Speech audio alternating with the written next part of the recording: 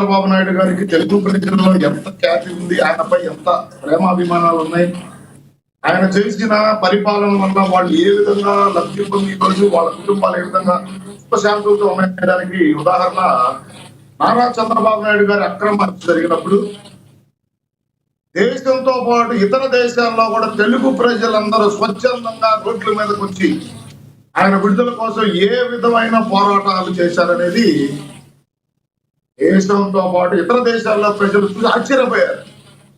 రాష్ట్ర ముఖ్యమంత్రి కోసం ఈ విధంగా దేశ విదేశాల్లో ధర్నాలు, రాస్తారోకోలు, అదేవిధంగా నిరాహార దీక్షలు జరుగుతాయా అంటే నారా చంద్రబాబు నాయుడు గారు ఇంత పెద్ద నాయకుడా, నారా చంద్రబాబు నాయుడు గారి వల్ల ఇంతమంది లబ్ధి పొందారా అని ఆ రోజు ప్రపంచానికి తెలిసింది. రెండోది అమరావతి 2014-19 మధ్య ఏం జరిగింది రాష్ట్ర ప్రజలు చూశారు. ఆ రోజు జగన్మోహన్ రెడ్డి అబద్ధపు ప్రచారాలతో, విష ప్రచారాలతో ఆ రోజు అధికారంలోకి వచ్చాడు. అధికారంలోకి వచ్చిన రోజు నుండి ఆంధ్రప్రదేశ్ ని తిరోగమనం వైపు ఏ విధంగా నడిపించాడు, అంధకార ఆంధ్రప్రదేశ్ గా, అప్పుల ఆంధ్రప్రదేశ్ గా, గంజాయి ఆంధ్రప్రదేశ్ గా, నిరుద్యోగ యువతి యువకులకు అడ్డాగా ఈ రాష్ట్రాన్ని ఏ విధంగా తయారు చేశాడు. కూటమి కలయిక లక్ష్మీనాథ్ గారు మీ ద్వారా నేను రాష్ట్ర ప్రజలకు మరొకసారి తెలియజేసుకున్నాను. పదవీ కాంక్షతో కలిసిన పార్టీలు కాదు, పదవీ కాంక్షతో కలిసిన కూటమి కాదు. ఇది కేవలం రాష్ట్ర అభివృద్ధి.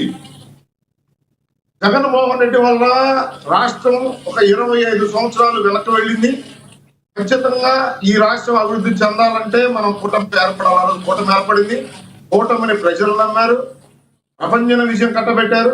అధికారంలోకి వచ్చిన తర్వాత ఏదైతే కూటమి మాట ఇచ్చిందో నారా చంద్రబాబు నాయుడు గారు, నారా లోకేష్ గారు, పవన్ కళ్యాణ్ గారు, అదేవిధంగా బీజేపీ పార్టీ ఈ రాష్ట్రాన్ని అభివృద్ధి పదంలో పరుగులు పెట్టిస్తూ నిరుద్యోగ యువకులకు ఉద్యోగ కల్పన చేస్తూ సంక్షేమ కార్యక్రమాలు లక్ష్మీనాథ్ గారు కులాలకి, మతాలకి, ప్రాంతాలకు అతీతంగా పేద, బడుగు, బలహీన వర్గ ప్రజలకి ఏ విధంగా కూటమి అందజేస్తా ఉంది. నారా చంద్రబాబు నాయుడు గారి పరిపాలనలో ఈ రాష్ట్రానికి ప్రపంచ దిగ్గజ కంపెనీలు ఏ రకంగా క్యూ కడతా ఉన్నాయి. ఈజ్ ఆఫ్ డూయింగ్ బిజినెస్ లో నెంబర్ 1 గా ఉన్న ఆంధ్రప్రదేశ్ ని స్పీడ్ ఆఫ్ డూయింగ్ బిజినెస్ లో నెంబర్ 1 గా నిలబెట్టిన నాయకుడు, దార్శనికుడు, విజనరీ లీడర్ నారా చంద్రబాబు నాయుడు గారు. ఆయన అడుగుజాడల్లో నడుస్తూ నారా లోకేష్ గారు యువగళం పాదయాత్రలో ఏదైతే ఈ రాష్ట్ర ప్రజలకు మాట ఇవ్వడం జరిగిందో ప్రతి అంశాన్ని నెరవేరుస్తూ ఈ రాష్ట్ర ప్రజలకి, యువతకి అండగా నిలబడుతున్నారు నారా లోకేష్ గారు. నారా చంద్రబాబు నాయుడు గారు 10 కాలాల పాటు ఆయురారోగ్యాలతో చల్లగా ఉండాలి. ఈ రాష్ట్రం అభివృద్ధిలో పరుగులు పెట్టాలి.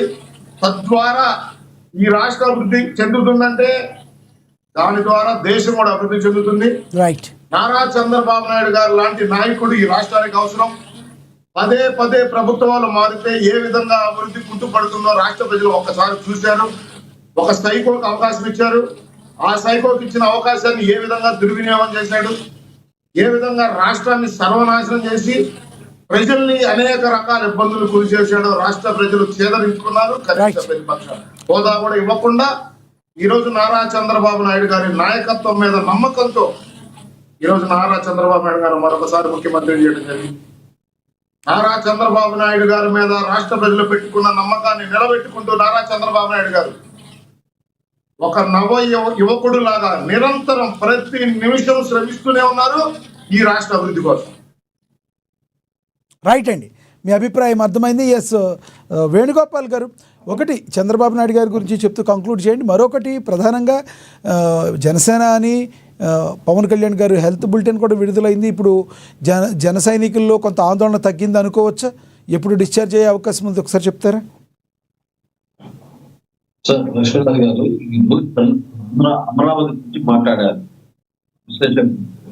అమరావతి అయినా హైదరాబాద్ నీటుగా తయారు చేయాలని చెప్పి చంద్రబాబు నాయుడు గారు ఈ శ్రీకాకుళం నుంచి మిడిల్ లో ఏదైతే అమరావతి మనం డెవలప్ చేసుకోవచ్చు, ఈ రోజు హైదరాబాద్ నీట్ గా తయారు చేయాలని చెప్పంటే ఆయన ఏదైతే ఇన్ఫ్రాస్ట్రక్చర్ లో కానీ, అదే విధంగా ఈ రోజు ఆర్బీఐకి సంబంధించిన కానీ, బ్యాంకులకు సంబంధించిన కానీ, ఈరోజు స్టేట్ లెవెల్లో అక్కడికి హెడ్ ఆఫీసులు తీసుకురావడము, అదే విధంగా ప్రతి కంపెనీకి సంబంధించిన హెడ్ ఆఫీసులు అమరావతి ప్రతి 10 సంవత్సరాలకు 30% డెవలప్ చెప్పున ఇన్ఫ్రాస్ట్రక్చర్, అదే విధంగా కంపెనీలు, బ్యాంకులు అన్ని వస్తే మళ్ళీ చరిత్ర చూసుకుంటారు. ఈ రోజు హైదరాబాద్ 10 ఏళ్ళు 20 ఏళ్ళతో డెవలప్ కాలేదు, 4 సంవత్సరాలు పట్టింది. దానికి రూపుదిద్దినాడు చంద్రబాబు నాయుడు గారు.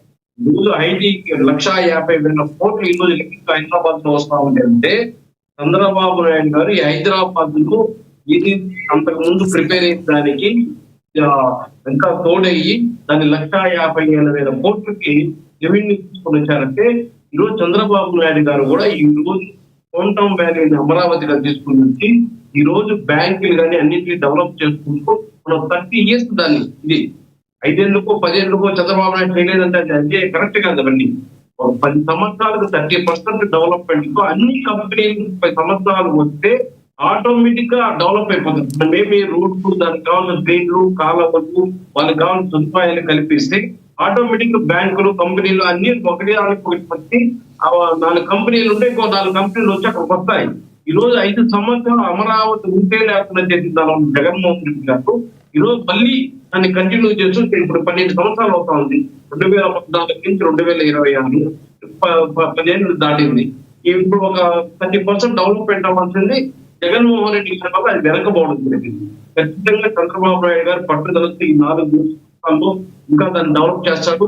పవన్ కళ్యాణ్ కూడా ఈ రోజు చంద్రబాబు నాయుడు గారు మంత్రిని చేసి జగన్మోహన్ రెడ్డి గారు 54 రోజులు జైల్లో పెడితే పవన్ కళ్యాణ్ నేను మీకు మద్దతుగా ఉన్నాను, జగన్మోహన్ రెడ్డి గారు తాట దేశానికి ముందుకు వచ్చి ఈ రోజు కార్యకర్తలకి, తెలుగుదేశం పార్టీ నాయకులకి చంద్రబాబు నాయుడు గారికి అండగా ఉండి చంద్రబాబు నాయుడు గారికి ఈగ వాళ్ళని ఇప్పుడు చూసుకోవాలి. ఎందుకంటే ఈ రోజు రాష్ట్రం అభివృద్ధి కావాలంటే, రాష్ట్రం ముందుకు పోవాలంటే ఈ రోజు భారతదేశం అన్ని రాష్ట్రాలకు ధీటుగా ఈ రోజు మనం క్యాపిటల్ ఏర్పాటు చేసుకోవాలంటే ఖచ్చితంగా చంద్రబాబు నాయుడు అనే నాయకుడు ఉండాలి. ఆయన పైన ఈగ వాలకూడదని ఇప్పుడు పవన్ కళ్యాణ్ 10 ఏళ్ళు కాదు 15 ఏళ్ళు ఉండాలి లోకేష్ గారికి చెప్పడం జరిగింది. ఫోన్ చేసి అదే ఒక ఇంటర్వ్యూలో ఢిల్లీలో మీడియా ఏదో మాట్లాడుతుంటే తమ్ముడు 5 ఏళ్ళు కాదు 10 ఏళ్ళు కాదు 15 ఏళ్ళు మనం కూర్చుంటాలి, మన కోసం కాదు రాష్ట్ర ప్రజల కోసం. ఈ రోజు రాష్ట్రం ప్రజలు అభివృద్ధి చెందాలి, రాష్ట్రం అభివృద్ధి చెందాలంటే ఈరోజు ఖచ్చితంగా మనం త్యాగాలు చేయాలి. అది తెలుగుదేశం పార్టీ అయినా, జనసేన పార్టీ అయినా, బీజేపీ పార్టీ అయినా ప్రజల కోసం పోవాలని చెప్పేసి ఈ రోజు పవన్ కళ్యాణ్ గారు పదే మాట్లాడుతున్నారు.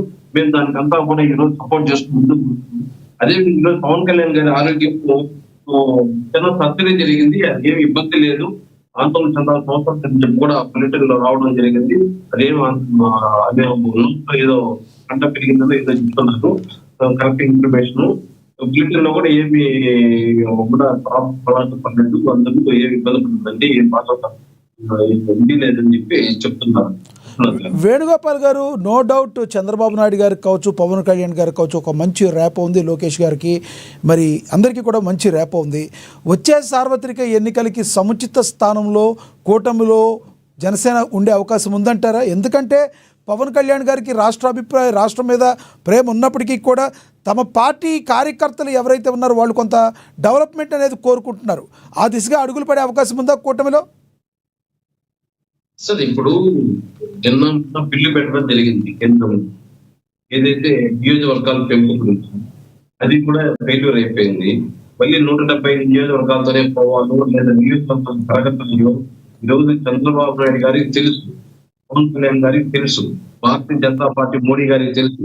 వాళ్ళు పెద్దలు కూర్చొని నిర్ణయించుకుంటే దేనికైనా సరే పవన్ కళ్యాణ్ ఏమంటున్నాడు, మనకు పదవులు కాదు, ఈ పరిపాలన కాదు ముఖ్యము, ప్రజలు ముఖ్యము, వాళ్ళ అభివృద్ధి ముఖ్యము, రాష్ట్ర అభివృద్ధి ముఖ్యము, దాన్ని దృష్టిలో పెట్టడం పనిచేయాలి. కానీ మళ్ళీ ఇంతతో పోయేసి జగన్మోహన్ రెడ్డి లాంటి వ్యక్తి చేసి రాష్ట్రాన్ని మళ్ళీ 20% తీసుకుపోయే పరిస్థితి ఉండకూడదు. అదే పవన్ కళ్యాణ్ గారు గతంలో అన్నారు కదా, అదే పవన్ కళ్యాణ్ గారు గతంలో ఒక సందర్భంగా మాట్లాడుతూ నాకు పట్టుమని మీరు 10-15 సీట్లు గెలిపించుంటే నేను కూడా మెజారిటీ కొన్ని సీట్లు అడగడానికి అవకాశం